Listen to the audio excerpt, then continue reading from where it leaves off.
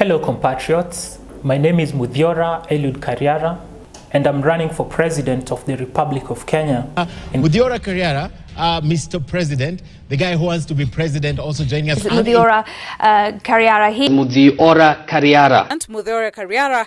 In fact, I believe it is a great disappointment and a throwback from Kariara last week. In fact, Kariara should have been the presidential candidate because Kariara was clear, Kariara was precise, Kariara was confident. In ever-evolving landscape of Kenyan politics, few figures have sparked as much intrigue and controversies as Muthiora Kariara. In 2017, Kariara made his first major political stride, stepping into the national spotlight as the running mate to independent presidential candidate Japheth Kaluyu. Together, they campaigned on promises of change, seeking to challenge the established political order with a platform focused on integrity, transparency, and grassroots empowerment. That's driven by sincerity, action that's driven by patriotism.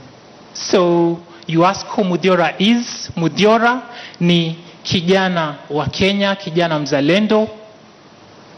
And Dr. Japheth Kavinga Kaluyu, my presidential candidate, and I are ready for duty. Despite facing enormous political challenges, Kariara remained undeterred, standing firmly with his running mate, advocating for a new direction for Kenya. However, the 2017 election came and went, and Kariara's bid for national influence ended in the shadows of more established political forces. That is very sound, but then it's still trying to come of age. There are positions that exist right now within our structure that we do not need to have, and yet people are not owning up to that. But the political stage wasn't done with him yet. In 2022, Muthiora Kariara's name resurfaced as a presidential contender. He declared his intention to run for the highest office in the land, promising to bring real change to Kenya's leadership.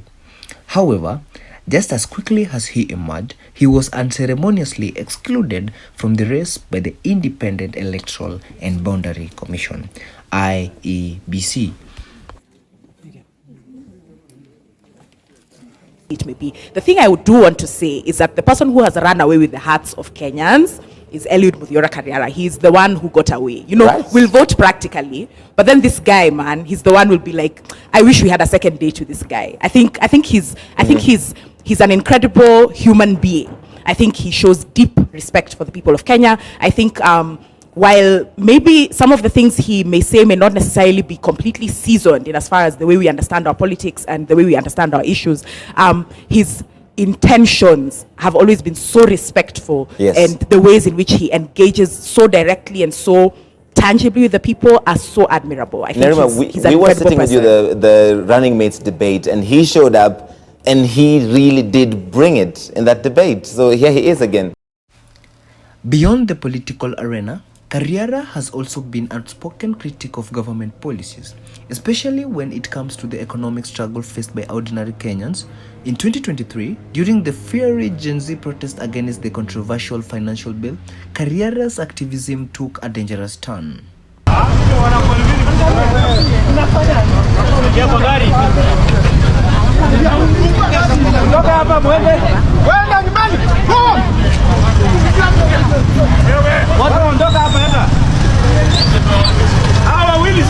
Report that I've been arrested here. We are just collecting signatures. Amidst the demonstration, Kariara was abducted by unknown assailants, a chilling reminder of the risk faced by those who challenge the status quo. As protesters clashes with police over the bill's harsh provision, Kariara's disappearance fueled even more anger and frustrations among Kenyans who saw in his abduction a direct attack on freedom expression. Next time I found myself in some house, I didn't know where it was. I didn't know what time that was, but nobody was saying anything. So I figured out I'm not in control of anything. I asked a few questions. His abduction only solidified his position as a symbol of resistance, someone willing to put his life on the line for the people. The incident sparked national outrage, but it also galvanized many, especially the youth, in their fight for a fairer Kenya. Time he shows up, he makes me even more proud.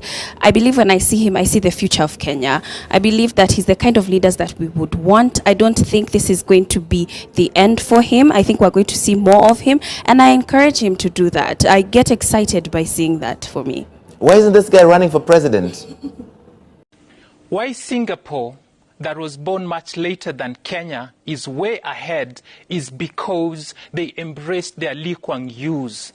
When a country such as ours killed our Tom Boyers, our JM Karaokes, our Pio Gama Pintos, I appeal to you to give us all a chance. We are in this deplorable state as a country because of the ruling political elite.